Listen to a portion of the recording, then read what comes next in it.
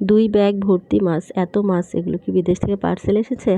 Hello guys, আসসালামু আলাইকুম। সবাই কেমন আছো? আশা করি ভালো আছো। জাহান রান্নাঘরে সবাইকে স্বাগত বন্ধুরা।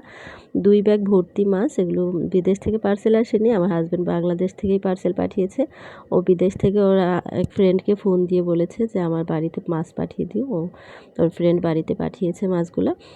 মাছ কিন্তু অনেকগুলো ছিল, এখানে প্রায় 6 কেজির মতো মাছ। আর দেখতে দেখা যাচ্ছে ছোট ছোট, কিন্তু আসলে ছোট না, বড় সাইজের আছে।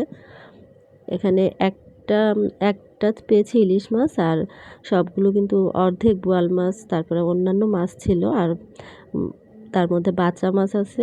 আর এগুলো কিন্তু হাকালুকি হাওরের মাছ। হাকালুকি হাওরে জাল ফেলে তখন বড় মাছ ছোট মাছ সব মাছ উঠে, এই যে দেখো মাছের গায়ে ছোট ছোট মাছগুলো লেগে আছে। আমাদের সিলেটে কিন্তু প্রচুর মাছ পাওয়া যায়। আর এই ছোটো মাছ যখন বন্ধুরা মাছ কাটছিলাম তখন মাছের পেটের ভিতরে কিন্তু প্রচুর মাছ ছিল।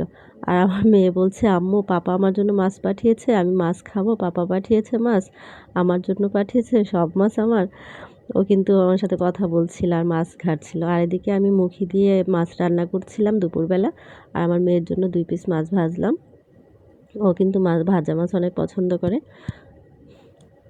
আর তরকারি কালারটা দেখো বন্ধুরা, অনেক সুন্দর এসেছে কালারটা। তো দুপুরবেলা কিন্তু আমাদের খাওয়া দাওয়া শুরু হয়ে গেছে। আর ছোটো মাছও রান্না করছিলাম। তো ছোটো মাছটা আগে আগে খেয়েছি। আর এই দেখো এইগুলো কিন্তু চাপিলা মাছ, আমি রাত্রে ভুনা করছিলাম। তো ওই তরকারিটাও গরম করে নিয়েছি। আর মুখি দিয়ে মাছ দিয়ে রান্না করছিলাম। তো বন্ধুরা, সাথে গাছের লেবু আমাদের বাড়ি থেকে পাঠিয়েছিল আমার আম্মু।